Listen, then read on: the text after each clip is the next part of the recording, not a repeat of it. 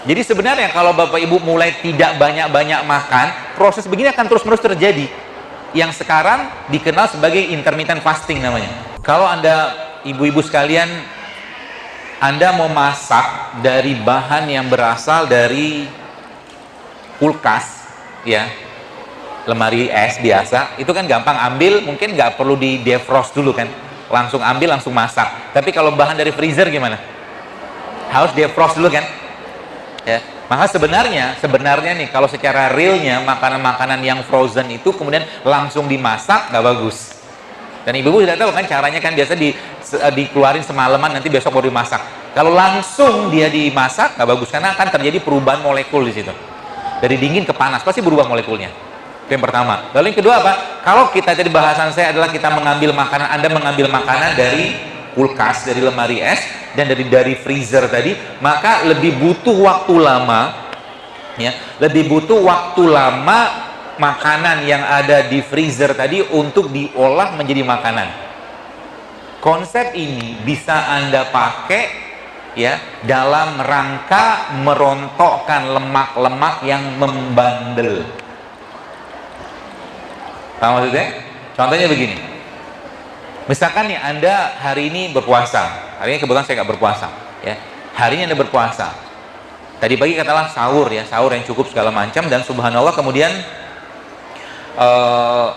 nanti sore kan berbuka tuh. Katakanlah tadi pagi Anda berbukanya atau mungkin sahurnya pada jam 4 atau jam 4-an something lah, atau jam 4 kurang seperempat. Sebelum jam 4 misalkan. Kemudian nanti berbukanya pada jam setengah 6. Kan total kurang lebih sekitar 13 jaman. Ya. 13 jam itu Bapak sekalian, maka dia baru memasuki fasted state namanya. Fasted state itu fase atau kondisi berpuasa.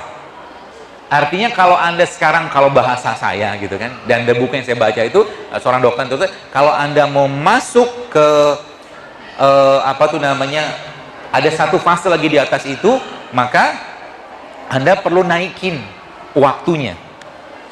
Dengan cara apa?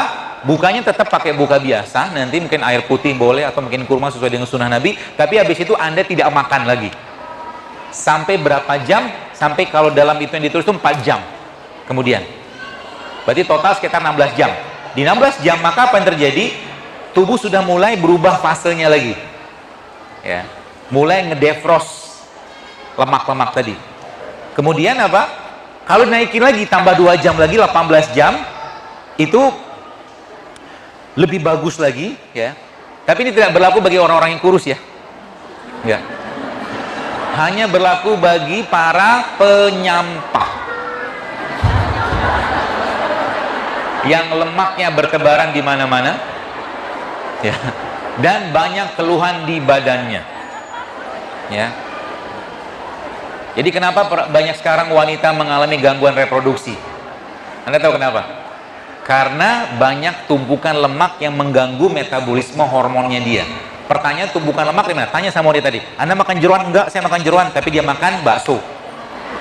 Bakso kan tepung kan? Dia nggak makan jeroan, tapi dia makan tepung. Tepung kan jadi gula sederhana, lemak lagi kan ujung-ujungnya. Minumnya tangan kanan, jangan tangan kiri. Minum tangan kanan, jangan tangan kiri.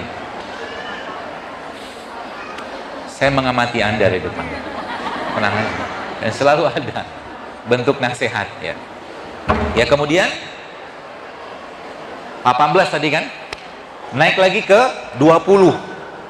Berarti kita nggak makan tapi minum, ya. Ada beberapa jenis minuman yang bisa Anda minum untuk menguatkan atau membuat tubuhnya itu kehilangan, tanda kutip, perasaan laparnya. Yang pertama, kopi. Kopinya pahit tapi pakai gula. Ya, jadi kemarin saya ngisi di mana, salah satu kantor lah di daerah Medan Merdeka gitu, ada bapak-bapak pulang karena dia bilang, saya nggak mau dengar kajian Dr. Zaidul karena saya nggak boleh minum kopi. Loh, siapa yang melarang? Saya tidak melarang minum kopi, tapi jangan pakai gula pasir. Itu aja. Kalau minum kopi pakai apa? Pakai kurma. Jadi kopinya pahit, makan kurma, kan manis. Betul nggak? Anda butuh manisnya dari gula atau butuh karbohidratnya? Kita butuh karbohidratnya kan? Ya sudah, minum kopi tapi makan kurma, lama-lama terbiasa sendiri. Akhirnya apa? Selera makan atau selera atau hormon ghrelin ditekan sama dia.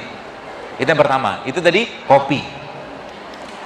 Berarti perempuan minum kopi nggak apa-apa sebenarnya. Dan kopi itu memang mengandung antioksidan. Yang khawatir, asal jangan tambah susu atau kental manis kalau bahasa sekarang gitu kan. Apa-apa, minum kopi aja. Ya. Apakah kopi bisa untuk mengobati ngantuk? Kalau saya sih nggak ngantuk tidur aja. Karena saya minum kopi justru malah makin ngantuk. Ya, seperti itu. Itu pada berapa jam tadi? 20. Ada satu minuman lagi yang bisa Anda pakai untuk menekan rasa lapar tadi. Yang tadi pertama kan kopi, yang kedua teh hijau. Tapi jangan saset. Ya, atau ocha mungkin kalau bahasa Jepang. Jangan sasetan.